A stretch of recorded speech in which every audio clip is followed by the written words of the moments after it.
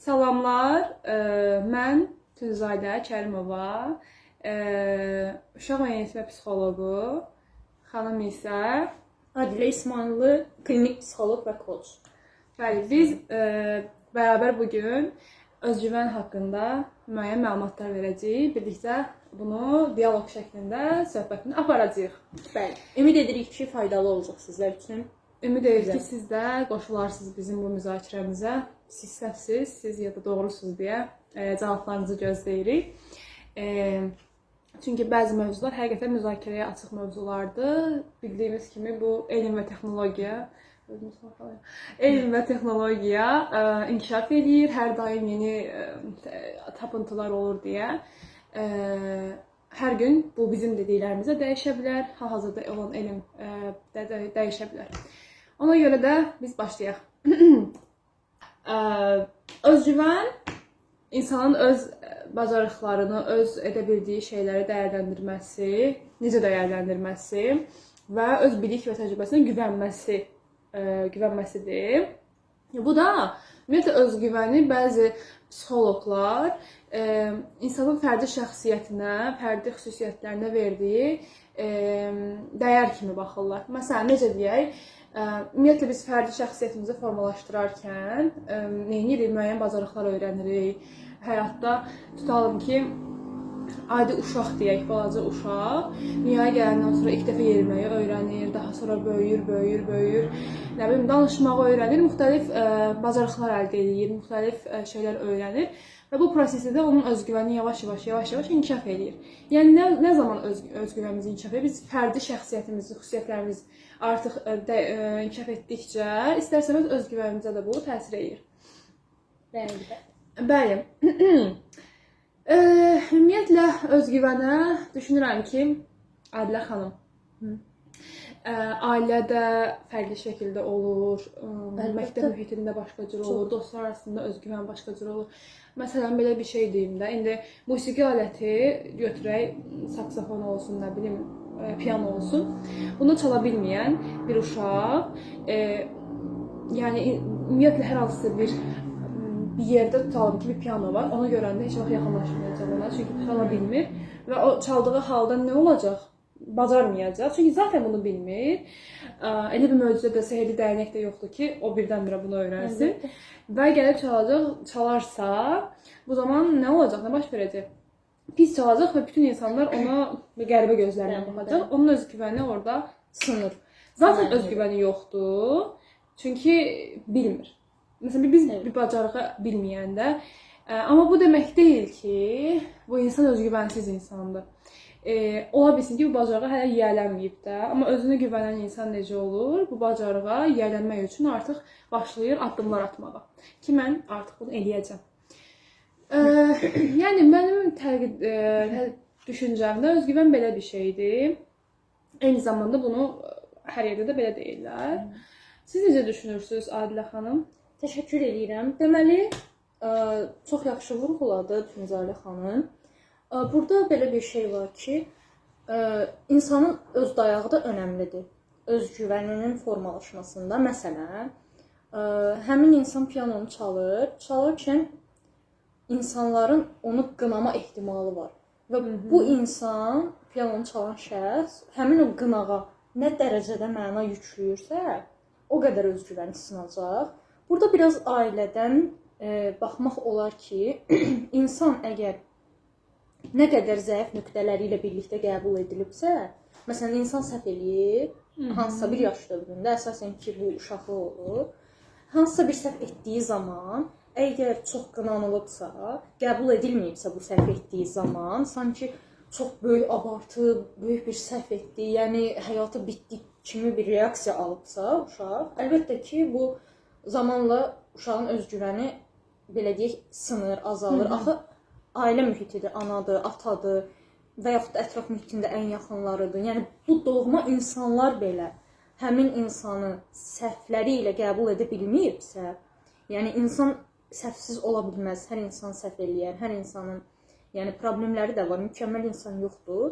Və bu insandan mükəmməl olması istənilibsə, səhvləri ilə qəbul edilməyibsə, olduğu kimi o sevilməyibsə və yaxud da bunu o elə qavrayıbsa, gələcəkdə də insanların qınağından çox qorxacaq. Bu da onun özgüvənini aşağı salacaq. Yəni demək istəyir ki, təməli ailədən.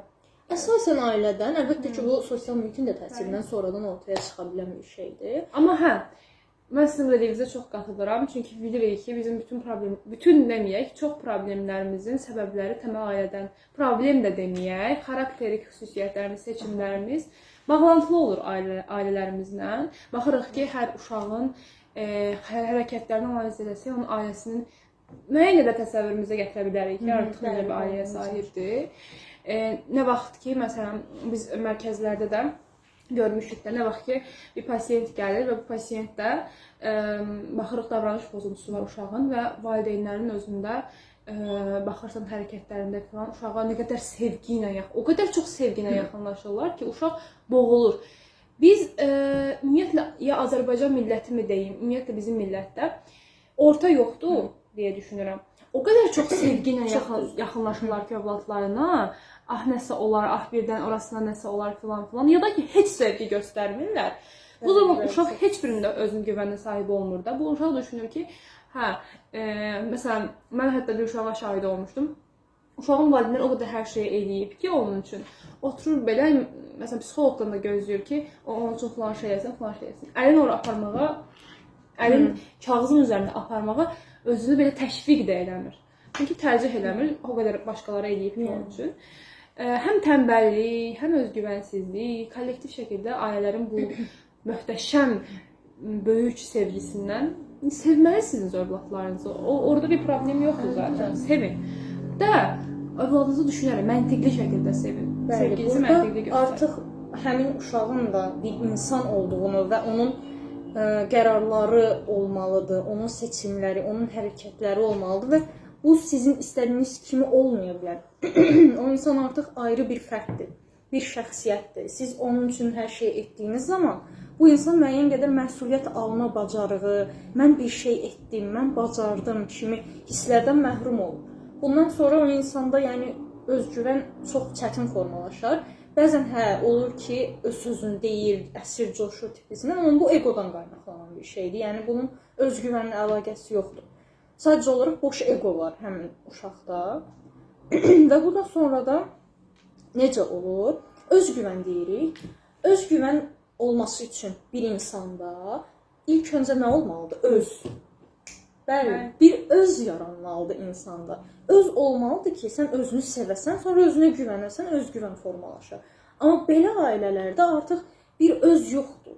Həmin uşaqda bir öz formalaşmadığına görə, yəni necə özünə güvənə bilər, necə özünü sevə bilər ki bu uşaq? Hələ özünü bilmir, mən nə istəyirəm. Mən deyə bilmirsə, mənlik algısı yoxdursa bu uşağa. Formalaşmır. Bu zaman insan özünə güvənə bilməz, maksimum boş ego ortaya çıxa bilər. Ki, mənim üçün hər şey edildi tipisindən. Məsuliyyət də ala bilmir. Yəni, heç bir şey ümumiyyətlə o insana aid gəlməyə bilər, məsələn. Eynən, özgüvəni olmayan insanın, siz demiş, məsuliyyət ala bilməmək kimi bir problemi ola bilər. Yəni, əgər mənim özgüvənim yoxdursa, deyəcəm ki, bu işi mən bacara bilməyəcəm. Mən bu işdən getməyim. Bacara bilməyəcəyimi düşünürəmsə, o zaman bura özümü aparmayacam. Bu işə tərəf getməyəcəm. Getmədiyim halda nə olacaq? Yəni heç nə olmayacaq. Bəli, inkişaf çox zəif gedir. Tamam demirik, insan ümumiyyətlə özgüvənsiz. Ümumiyyətlə heç kəs özgüvənsiz deyil. Əgər bir insan özgüvənsiz olsa, ümumiyyətlə də, o zaman biz bu həyatda yaşaya bilmərik axı. Yəni bu yaşımıza gələ bilmərik biz özgüvənsizdə. Əlbəttə özgüvənimiz var müəyyən şeylərdə, amma o qədər az şeydə və yaxud da ki, nə qədər çox şeydə buna baxırıq. Məsələn, mən ailəmdə özümü apara bilirəm. Ailəmi dolandıra bilirəm, tutaq ki, bir kişiyəmsə və yaxud da bir qadınamsa, məsələn, övladlarıma doğru baxa bilirəm və yaxud da öz övladlıq vəzifəmi yerinə yetirirəm. Məsələn, bunu bir tərəfə qoyaq ki, mən burada özgüvənliyəm, çünki həqiqətən bacarıqlıyam. Universitetə girdim, nə bilim, akademik bacarıqlarım var, qəşəng, əla, özgüvənim şişdi. Sonra getdim, nə elədim? Piano ilə filan elə belə elementar misallardır da. Tutaq ki, deyirlər, stres altında çalışmaq deyirlər, problem həll etmək deyirlər. Bu insan bir iş mühitinə daxil olur, artıq bu bacarığı öyrənir ki, mən necə bu qədər insanın içərisində işlədim, toplum içərisində işlədim, cəmiyyətə qarışdım. Özgüvən formalaşır. Artıq başqa bir işə rahat gedə bilir.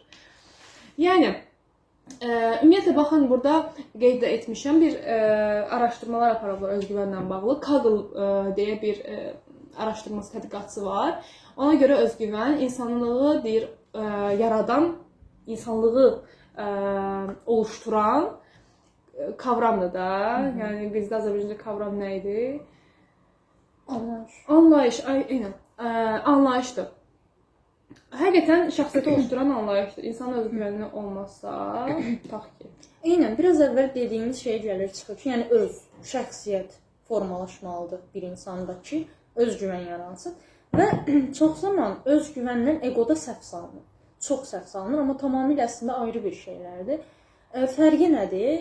Çox sual da əslində gəlib mənə ki, özgüvənlə ego nə fərqi var ki, yəni deyəndə bir şey yoxdur. Egoizmin kökü egodur. Aha, yəni özgüvən şu özgüvəndə sən özünü sevirsən, özünə dəyər verirsən, özünə hörmət edirsən və bununla bərabər qarşı tərəfə də hörmət eləməyi bacarırsan.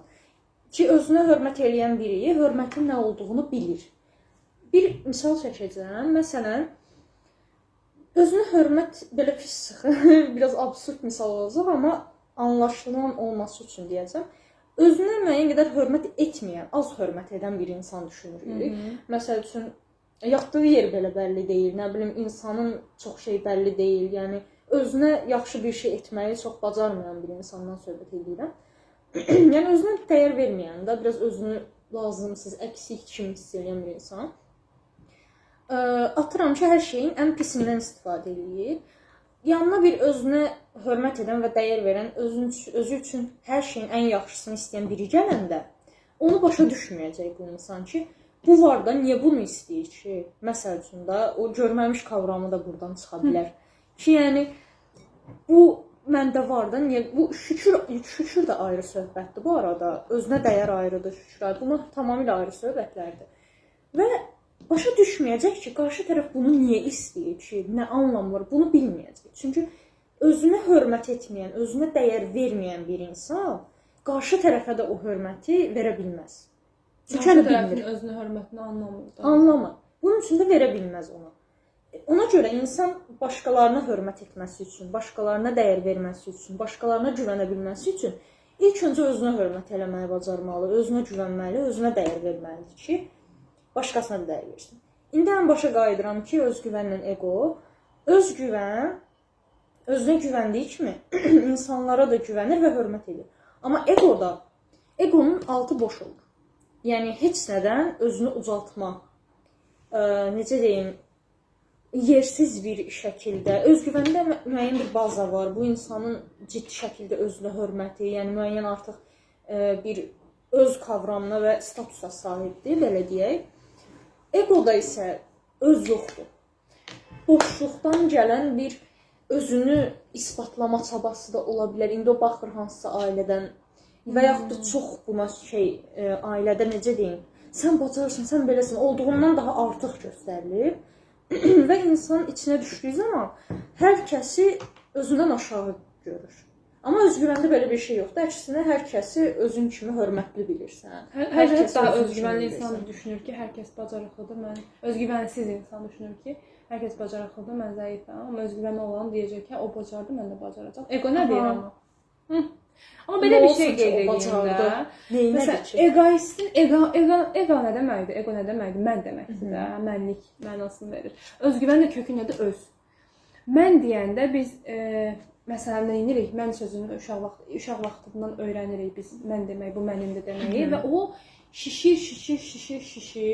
Amma insanın özü onun daha dərin, sanki məndən daha dərin bir şeymiş kimi gəlir mənə. Hətta bu etimologiyanı araşdırsaq, məncə fərqli olduqlarını çox yaxşı anlayaq. Egoda iki formu, bir terminoloji, psixologiyadakı id ego, super ego. Aha, bir Oradakı o egodur. var, bəli. Bir o bizim indi danışdığımız ego, onlar əslində ayrı temalardır. Terminologiyadakı ego Freud'un nəzəriyyəsindən Aha, bəhs edirsiniz. Hə, O fərqli egodur. Orada Onlar ego ayrı. tənzimləyici funksiya daşıyır idlə super egonun, amma bizim digər indi bəhs etdiyimiz egoizm daha şiddətli, şişmiş mənlikdir.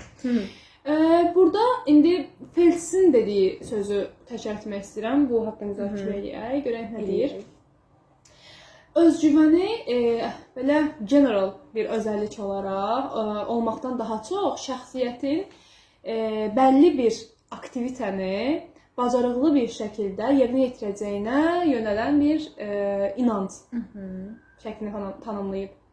Yəni deyir ki, özgüvən elə ki, adi bir özəllik deyil. Yəni bu kimsə bir xüsusiyyətidir, özgüvənidir falan deyil.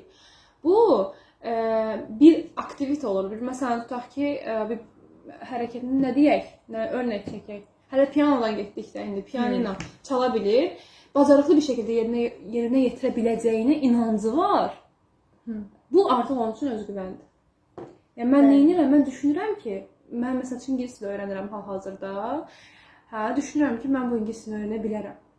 İnancım var buna. Bir də var ki, onsuz da boş-boşuna gedirəm, öyrənməyəcəm və yaxud da ki, gedirəm də, yəni amma hər dəfə özümü belə günahlandırıram. Sən niyə bilmirsən? Biz önümüzə nə qədər yüklənsək də onsuz heç bir çarə tapa bilməyəcəyik. Nə deyirəm? Deməliyəm ki, mən inanıram ki, bunu öyrənə biləcəm. Və yaxud kitaba başlayıram, mən inanıram ki, bunu bitirə biləcəm. Nə bilim, adi yemək bişirirəm. Mən inanıram ki, bunu yavaş-yavaş daha yaxşı etməyə öyrənəcəm.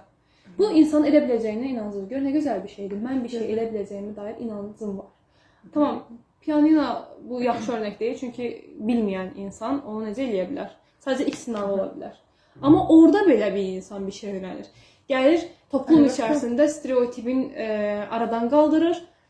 Öz narahatlığına, anksiyetəsinə güc qalib gəlir və insanların içərisində başlayır onu çalmağa, bacarıqsız şəkildə çalsa da, barmağı pianinoya dəymiş olur. Onun üçün bir təcrübə olur. Müsbət baxsa nə gözəl, mənfi baxsa təbii ki, öz dəyəri, özgüvəni düşəcək həmin şəxsin. Bəli. İndi bunun kökünə baxsaq, bir insan bunu necə etsin? Məsələn, elə insanlar edir, elə insanlar etmir. İndi bu nədən qaynaqlanır? Bu ona gətirib çıxarır ki, bir insan öz zəif nöqtələrini və bacara bilmədiyi şeyləri qəbul etdiyi zaman ortaya çıxır. Məsələn, mən piano çalmağı bilmirəm. Bəli, bilmirəm və bunu qəbul edirəm. Ki, mən piano çala bilmirəm.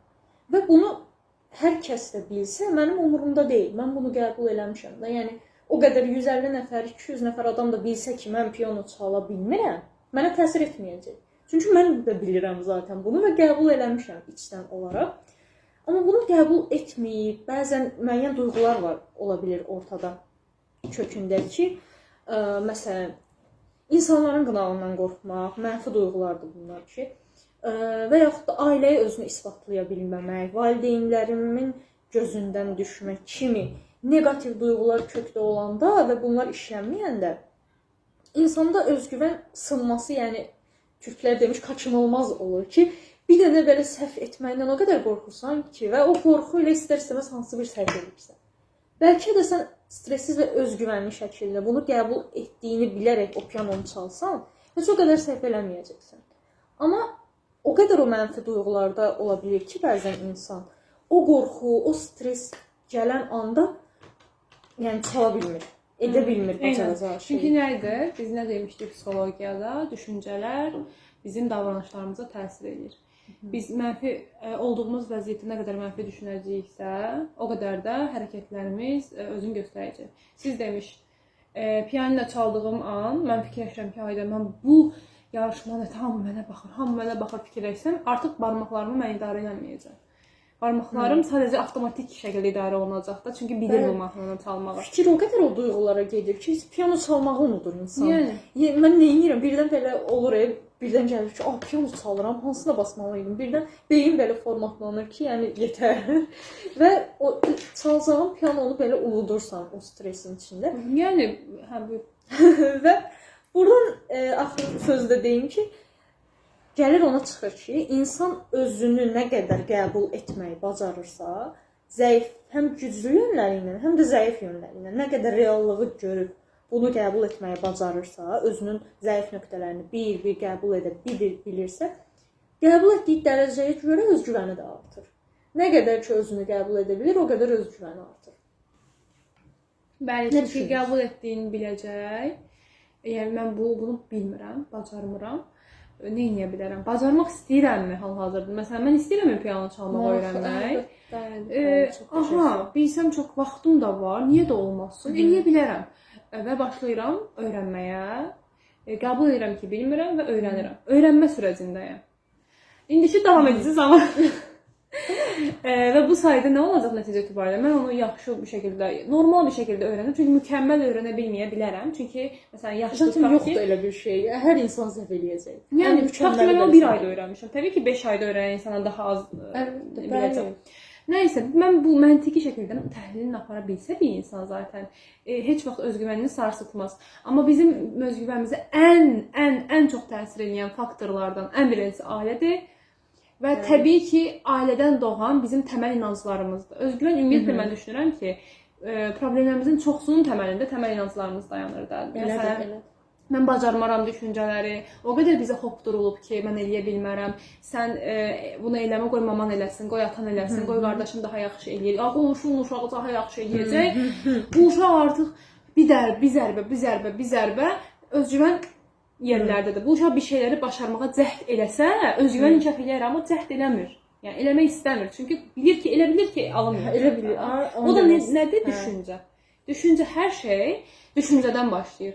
Bir insan əgər düşüncələrini sağlam tutsa, məntiqli tutsa, o insan davranışları çox qəşəng şəkil alacaq. Amma bizim mənfi cəhətimiz odur ki, biz birinci bir hadisə qarşısında donub qalırıq və düşüncələrimiz hərəkətə keçmir. Duyğularımızla hərəkət edirik. Beynimizin prefrontal korteksini çox arxa plana atırıq dostlar. Ona görə deyirəm ki, məsələn, təməl inanclar deyirəndə, məsələn, bir imtahan olur. Deyirəm, mən bunu 91 almışam tutaq ki də. Mən necə zəif adamam, amma 91 nədir? 91-də də mən almışam. Mamam deyir ki, sən çox mükəmməl olmasan, mükəmməliyyətçi valideynin uşaqları tutaq ki, 91-də 100 almalıyam da mən bu imtahandan. 100 almadınsa heç nəsən, yoxsan. Bir pasiyent var idi, mən onun söhbətində müzakirəsində qulaq asmışdım. Deyir ki, bəs neynəmişəm ki mən?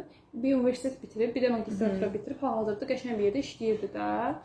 Neynəmişəm ki, deyir mən, bunlar nədir ki? Bunlar hər kəsin bacaracağı şeylərdir də. Eynən, çox situasiyalar belə və insan həqiqətən məyus da olur bəzilərinin görə. Yəni, sən yaşlandıqca ola bilər, yəni, bəzən görürsən da, səndən daha yaxşı gənclər var. Məsəl üçün, bir qadın var idi, 40 yaşı ortalama olardı və qadında biraz gecikmişlik hissi var idi. Çünki özündən biraz aşağılara baxır ki, təlim aldığı psixoloqlar, koçlar belə cavandır, 25-30'lu tipli yaşlardadır. Nə bilim, indiki gənclər belə çox aktivdir. Özü də ki, müəllimə işləyir və qazancı qane eləmir də özünü.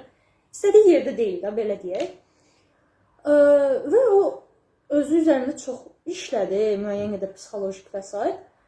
Və o qədər yaxşı yerlərə birdən qalxdı ki, məsələn, belə bir situasiya var. 20 yaşında sən hansısa bir işə baş qoşursan, belə deyək, işə başlamaq istəyirsən. Və bu insan 40 yaşında həmin işə başlamaq istəyir və belə bir fərq var ortada. O insan 40 yaşındakı qadın da işə başlayan kimi artıq onun müəyyən qədər müştəri bazası var idi. Okay? Yəni bu insan istədiyi işə başladı və artıq müəlliməlikdən onun müəyyən bazası, müştəriləri, tanışları çox idi və birdən qalxdı həmin qadın. 40 yaşındakı qadın. Birdən qalxdı. Niyə? Çünki artıq bazası var idi, müəyyən təcrübəsi var idi. 20 yaşlı bir gəncə görə daha təcrübəli idi. 20 yaşlı bir həmin gənc də o işə başlayır. 40 yaşındakı bu qadın da işə başlayır. 20 yaşındakı artıq müəyyən şeylərdən keçməlidir.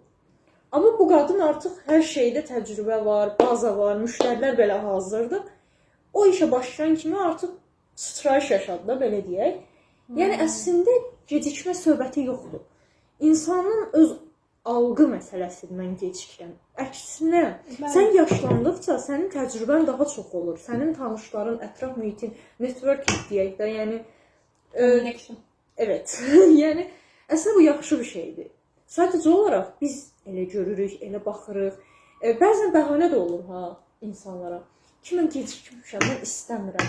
Bu yaşdan sonra kim universitet oxuyacaq? Və yaxud da artıq məndən keçib. Etmək istəmir, başlamağa belə ərinir və yaxud da yəni belə şeylər olur. Amma bəzi həyat şərtləri var ki, razılaşa bilərik ki, onun məsələn həyat şərtləri icazə vermir ona hal-hazırda. Məntiqli cəhətdən o eləyə bilməz. Amma bəziləri sadəcə bəhanə. Deməli, Aka Gündüz, ümumiyyətlə biz bu mövzunu əvvəlcədən biraz daha araşdırdıq birlikdə ki, əlavə məlumatlar da verə bilək, tədqiqatçıların apardığı araşdırmaların nəticələrini də bölüşə bilək. Ona görə mən sizə belə tədqiqatçıların adlarını çəkirəm, çünki mənim fikrim olaraq bunu ortaya qoysam yanlış anlaşılar, yəni başqasının hərəkətinə, araşdırmasına hörmətsizlik olar. Ona görə belə adlarını çəkirəm. Deməli, Aka Gündüz 2006-cı ildə nəsə bir tədqiqat aparıb və nəticəyə gəlib ki, özgüvən insanın özünə yönəlik olumlu düşüncələr inkişaf etdirməsi nəticəsində ətrafındakilarla və özü ilə uyumlu olması durumudur. Yəni, bu insan öz düşüncələrini, niyə gəlir düşüncəyə çıxır məsələ, düşüncələrini gəlişdirib, inkişaf etdirir və nə olub? Ətrafındakilərlə ünsiyyətləri artıq olumlu olmağa başlayıb. Bu da hansı haldan baş verə bilər? Məsələn, müqayisənin olmaması. Əsas məsələ, yəni mən belə düşünürəm. Məsələn, bilirik ki, artıq ən azından dərk eləməksək də bir çoxumuz belə söz olaraq da bilirik ki, mükəmməl insan yoxdur və mükəmməl deyə bir şey də yoxdur. Hamısı beynimizin bir illüziyasından ibarətdir. Və bir insan ki, özünü müqayisə eləyir digər insanlarla, ətrafındakilərlə müqayisə eləyir və onları keçməyə, mükəmməl olmağa cəhd göstərir. Bu heç zaman alınmayacaq zaten. Çünki həmişə ondan daha yaxşısı olacaq. Belə bir reallıq var. Ona görə insan öz sərhədləri daxilində həmişə özünün keçmiş versiyası ilə yarışda olmalıdır. Nəinki ətraf mühitdəkilər və yaxud ondan daha pisi, ondan daha yaxşıdır, bu daha pisdir, o belədir, bu belədir, yox da. Öz sərhədlərinə və başqalarının sərhədlərinə hörmət edərəkdən özünü inkişaf etdirməsidir. Yəni ki, sənin dəyərin, sənin özgüvənin, sənin xüsusiyyətlərin kənar şəxslərdən asılı deyil. Sən özünlə rəqabətdə olmalısan və bu da sən də avtomatik, yəni keçmiş versiyandan daha yaxşı olursan, get-gedə. Rogers'ın dediyi. Deməli, sizin dediyiniz Rogers'ın mənlik və ideal mənlik fikirlərinin üst-üstə düşür. Yəni bizim bir həqiqətdə olduğumuz mənliyimiz, bir də ki, çatmaq istədiyimiz mənliyimiz, yəni ideal mənliyimiz var. Və biz daim o ideal mənliyə çatmaq üçün öz mənliyimizi günahlandırırıq. Mən niyə beləyəm, mən belə olmaq istəyirəm, amma hər zaman günahlandırmaq. Və həmin özümüzü eşitmirik. Real mənimizi eşitmirik. İdeal mən, yəni insan düşüncələri çox olduğu zaman onu keçsin, bunu keçsin və yaxud da həmən bunu keçsin, bu aşağı vəziyyətdə idi və yaxud da digəri daha yuxarıda, onu keçməliyəm düşüncələri olmayanda insan özünü eşidə bilir. Özü keçən il məsələn hansı nöqtədə idi, bu il hansı nöqtədədir, gələn il hansı nöqtədə olacaq və insan özü ilə yarışdadır. Bəlkə mən bunu keçmək istəmirəm. Bəlkə əslində mənim həqiqətən həyatımdakı tutduğum o, nə deyim, ideal bu deyil. Bəlkə mən bu insanla yarışmaq istəmirəm əslində. Eynən. Bir prinsipə düşmüşəm. Bəli, çox zaman elə olur zaten. Baxsan, məsələn siz də eləyə bilərsiniz, özünüz də baxın. İstəklərinizi, məqsədlərinizi bir yazın, bunu tövsiyə edirəm. Yazın və baxın. Neçəsi sizin həqiqi istəyinizdir? Neçəsini bacara bilərsiniz? Yəni real danışaq da. Məsələn, durub mən bir ilə maşın ala bilərəmmi? Yox. Məsələn deyirəm də. Məntiqli edə biləcəyiniz şeylər. Əgər məntiqsiz və çox wow xəyallar qurursunuzsa və buna çox uzaqsınızsa, ideal mənliyə çox uzaqsınızsa, bu zaman bu əlbəttə ki, sizin həm özgüvəniniz düşəcək, həm həvəsiniz düşəcək, həm motivasiyanız düşəcək, hamısı yerlə bir olacaq. Biraz yaxın olmalıdır. Addım bacara bilərsiniz. Bəli, məsələn gəldim müəyyən bir yerə çatdım, maşın almaq üçün. Tamam, motosiklet aldım. okey 07-də aldın, sonra gedib BMW alırsan deyək. Və yaxud nə bilim, gitar aldın, sonra pianino alırsan. Bir addım sən bu mənlik də elə bir şeydir də, pilləkən kimi düşünün. Real mənlə ideal mənni pilləkən kimi düşünün. Bizim elə zaten çətinliyimiz oradadır ki, biz çox mübarizə aparırıq ideal mənliyə çatmaq üçün. Qəbul eləmirik ki, mənim hal-hazırda budur. Çalışmalıyam, mübarizə aparmalıyam, amma necə mübarizə aparmalıyam da? Durub özümü günahlandırırsam. Və bu da gətirib insanın özünü aşağı və yetərsiz hiss etməsinə gətirib çıxardır. Bu da özgüvənin düşməsi ilə əlaqədar ola bilir. Çünki sən özünü onları çoxdan sahib ol. Hətta dediyim o 17 yaşlı qız. 17 yaşlı qız özünü 50 yaşında bir kişinin yaratdığı və bacardığı həyat tərzinə baxır və mənim niyə yoxdur deyib yetərsizliyə düşür. Halbuki yəni bu insan 50 yaşında bacarır bu şeyləri, indi bacarır hələ. Sənin 17 yaşın var və sən yəni addım irəliləyəcəksən. O da addım elədi zaten. Birdən olmur. Heç nə o Moskva birdən qurulmur teması. Yəni birdən olmur heç nə. O da birdən bacarmadı. Sən də bir şey istəyirsən, addım, maşın mı istəyirsən? Tamam, bu ildən başla müəyyən hərəkət planlaması elə özün üçün və yavaş-yavaş məqsədinə çatmağa başla. Əlbəttə, hər birimiz yetərsiz hiss etdiyimiz vaxtlar olub. Normal, hər birimizin insan depressiv hiss etdiyimiz, çətin anlar yaşadığımız zamanlar olub. Bizim özgüvənimizdir, bizim şəxsiyyətimizdir. Həmişə bu hadisələrdən sonra şəkillənir deyək. Elədir. Necə? Çünki mən çox bərbad bir hadisə qarşısında ömür boyu depressiya içərisində yaşaya da bilərəm. Bu hadisədən öz payımı düşəni götürüb depressiyamı da çəkərəm, acımı da çəkərəm, amma sonra eyvallah deyib yoluma davam edə bilərəm. Yenə də gəlib hər şey düşüncələrə, hiss etdiyimiz duyğuların yoğunluğuna çıxır. Dediyim kimi də insanlar çox müxtəlifdir, hər kəs fərqli şeylər yaşayır, yəni hər kəsin fərqli çətinlikləri var. Biri üçün çölə çıxmaq çətindir, biri üçün evdə oturmaq çətindir. Yəni o qədər fərqliyik ki, mən heç kəsə deyə bilmərəm ki, bunu edin, bu zaman özgüvəninizi inkişaf eləyəcək. Biz bunu heç vaxt kiməsə qarşı ümumiləşdirib bir şey deyə bilmərik. Çünki insanlar, amma bir dənə şey ümumiləşdirib deyə bilərik ki, həqiqətən düşüncələrinizə yaxşı baxın.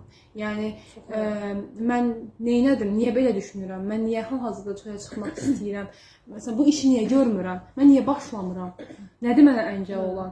Özünüzə niyə suallarını verin və məntiqli cavablar verin özünüzə. Eynən. Yəni bunu etdiyiniz zaman o öz dediyimiz anlayışı da özünüzdə formalaşdıra biləcəksiniz ki, mən nə istəyirəm? Bu sualı verdiyiniz zaman o biraz əvvəl dediyim məqsədlərinizi yazın və neçəsinin həqiqətən sizin olduğunuza baxın. Niyə yazmaq yaxşıdır? Çünki görürsüz. Görürsüz.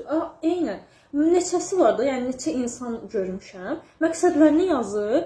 90-95% onun öz istəyi deyil. Hətta bəzən heç birini əslində istəmir. Klassik də, baxırıq çevrəmizə, belə şeylər var, mən də bunlardan istəyim də. Eynən və nədir? Yenə özünü bir isbatlama çabası, yetərsizlik duyğularından başlayan bir şeydir ki, onlar olmasa, mən hal-hazırdakı nöqtədə yetərsizəm.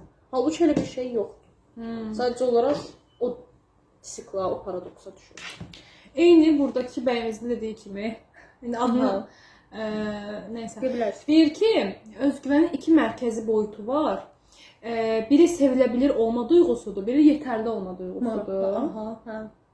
Deyir ki, əgər məktəbə gedən bir uşaq utancaqdır, çəkingəndir və çox səssiz ya da ki, çox belə saldıran, yəni döyən, vuran bir uşaqdırsa, bu uşaqdakı göstəricilər uşağın sevilə bilir olduğundan yəni necə şübhə duyduğunu göstərir. Yəni bu uşaq sevilə bilir olma duyğusuna sahib deyil. Çünki nə deyir? Deyir çünki utancaqdır, səssizdir, nə bilim, zorbadır, döyür, vurur.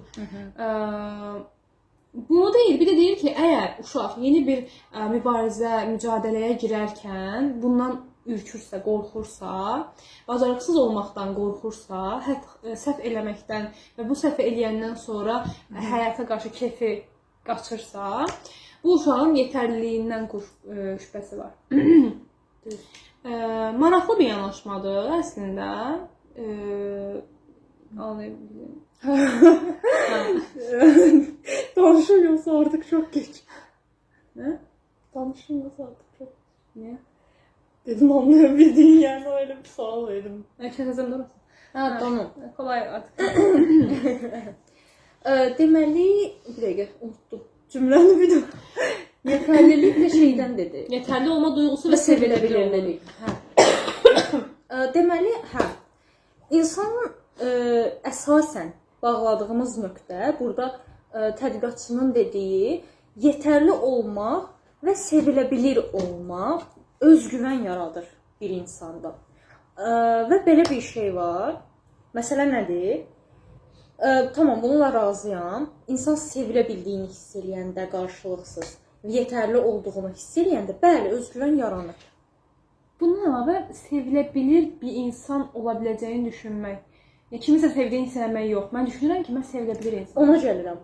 Yəni bir nöqtədə sən özün-özünə o sevgini, o yetərliliyi verdiyin zaman ətraf mühitdən onu alma ehtiyacı hiss etmirsən çox da və o qədər belə deyək, takılmırsan kim məni sevdi, kim sevmədi. Çünki zaten ətrafına səni sevənləri yığırsan.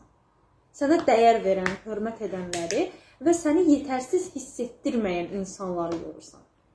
Çünki belə istəyirsən və artıq bu formalaşıb səndə, sən özünü yetərli və dəyərli hiss edirsən və bunu hiss eləmək istəyirsən. Səni artıq yetərsiz hiss elətdirən, dəyərsiz hiss elətdirən, nə bilim, sevgisiz, qayğısız hiss elətdirən insanları həyatında istəmirsən. Çünki bu insanlar olduğu zaman sən tetiklənirsən, belə deyək. Məsələn, kimsə deyir, hə, düşürsən o travmaya, şəmana düşürsən və avtomatik səndə o şey yaranır. Ona görə ətraf mühit də çox önəmli bir nüansdır. Ona görə kimlərlə oturub durduğunuza da buradan deyək ki, fikir verin. Çox önəmli bir şeydir. Çalışın sizə hörmət edən, sizi qarşılıqsız və səhvlərinizlə qəbul edən insanların ortamında olun. Əgər yoxdursa, başqa türlüsünü qəbul etməyin. Tək qalmaq daha yaxşı ola bilər. Ümumiləşdirmirəm, sadəcə bir tavsiyə.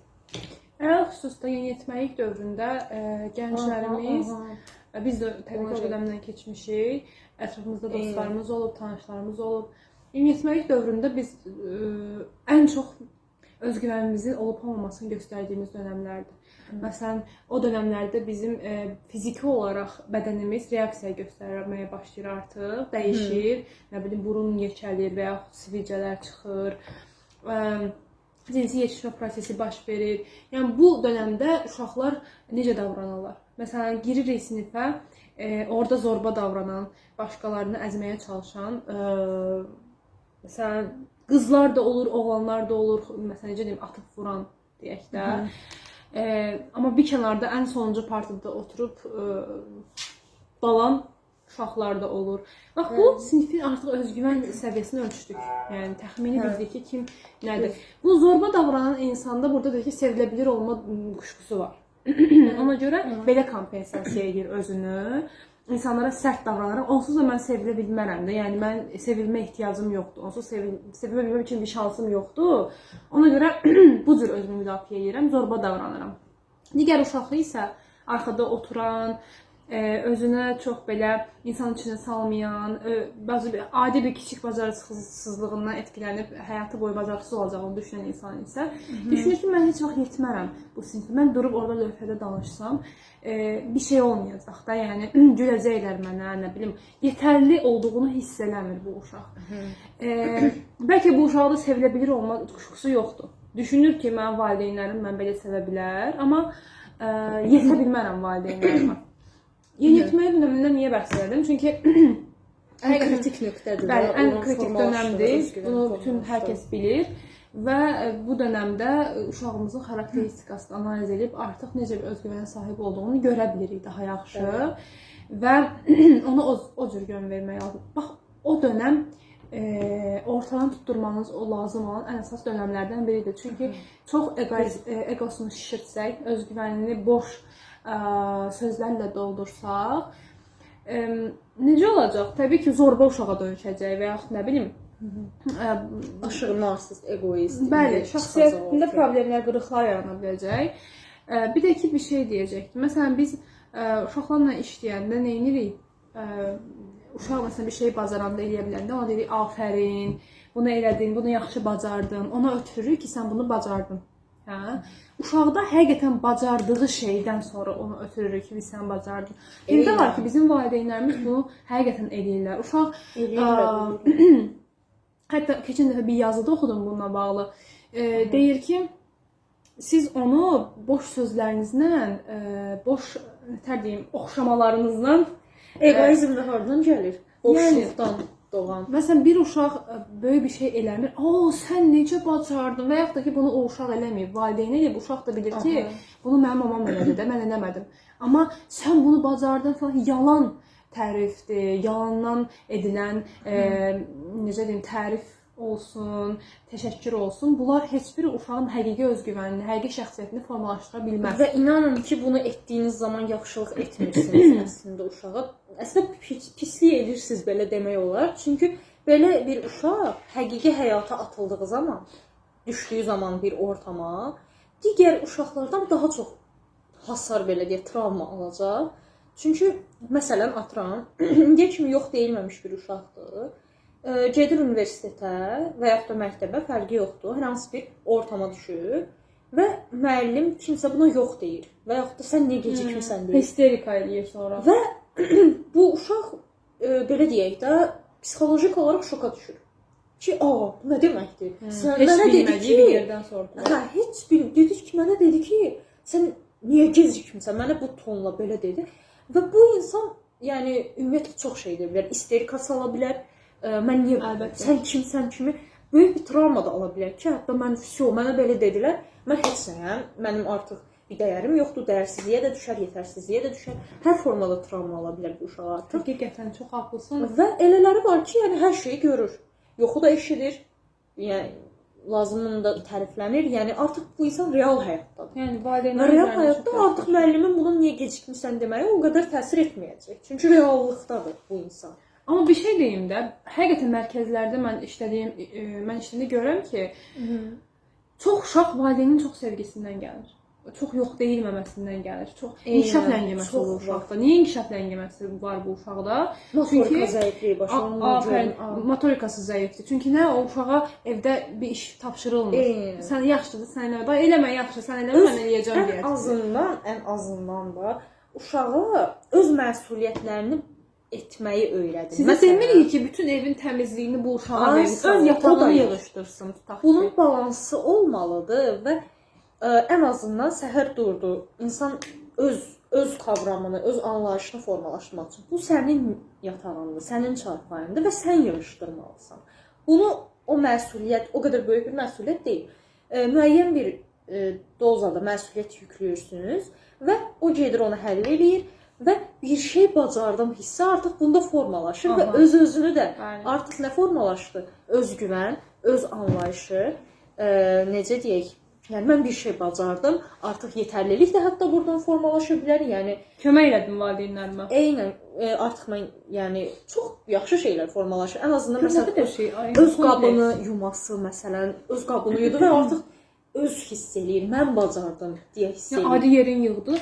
Deyirsən ki, afərin, sən öz yerini yığdın, mənə kömək elədin, sən bunu bacardın, özgüvəni formalaşdı, yetərlilik, mən ailəmə kömək eləyirəm, düşüncəsi formalaşdı və valideyn nəyi qazandı?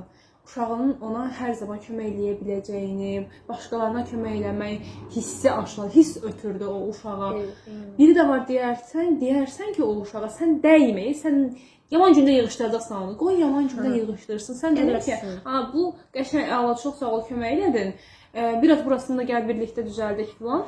Görün, bu mu yaxşı olar, yoxsa digər üsulu mu? Təbii ki, bizdə ən azından insanda mənim deyə bir şey formalaşacaq. Məsələn, mənim çarpayımdır, mənim telefonumdur, mənim qabımdır. Və artıq buradan yavaş-yavaş məsuliyyət alma formalaşacaq. Artıq bu insan gələcəkdə öz yerini də tapa biləcək.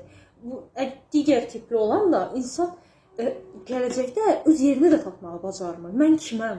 Mən nə etməliyəm? Mən nə istəyirəm? Bunların heç birinə cavab tapa bilmir uşaq. Çünki öz yox. Çünki heç vaxt bu insan problem həll eləmir. Bəli, heç vaxt problem görməyib və bir dənə cüzi problemdə artıq buraxacaq bütün işləri, heç nə eləmək istəməyəcək, depressiyaya düşəcək. Deyirik ki, məsələn, valideynlər yaşadıkları problemləri övladlarına çox da hiss etdirməməlidirlər, travmalar falan yaşamasınlar, çətinlik çəkməsinlər deyə. Tamam, mən bununla bəzi durumlarda razılaşıram. Bir şey var ki, amma uşaqları problemli situasiya nə vaxt girirlər çox vaxt. Məsələn, yeriməyi öyrənir uşaq. Yıxılır, gəlirsən, ay balam, yıxıldım, nə bilim nə. Həmən başlayırsan histerika göstərməyə. Sən ağlayırsan, uşaq da deyir ki, mən yıxılanda ağlamalıyam. Qalxırmır. O qalxmağı öyrənməlidir oradan da. Ondan sonra məktəbə gedir uşaq. Məktəbdə ağlayır ki, mama. Mama da hər dəfə yanındadır bu uşağın. Hər dəfə yanına gedir.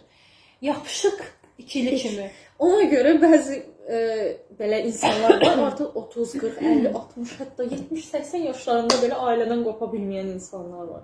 Fərd ola bilmir çünki. Eynən. Fərd yoxdur, nə istədiyini bilmir və hələ də ailənin düşüncəsi ilə yaşayan insanlar var.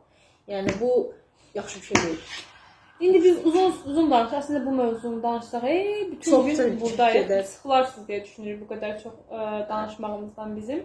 Əgər sizə maraqlıdırsa, rəy yazmağı unutmayın və suallarınız varsa rəy bölməsində qeyd eləyin və yaxud da hər hansı bir təklifiniz varsa rəylərdə yazın. Biz növbəti dəfə həmin fikri çəkək.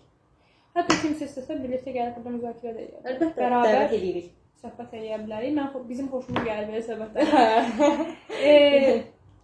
Özgüvənlə bağlı bəzi anlayışlar var. Məsələn, mənlik anlayışı. Türklərdə bənlikdir. Mənlik anlayışı var.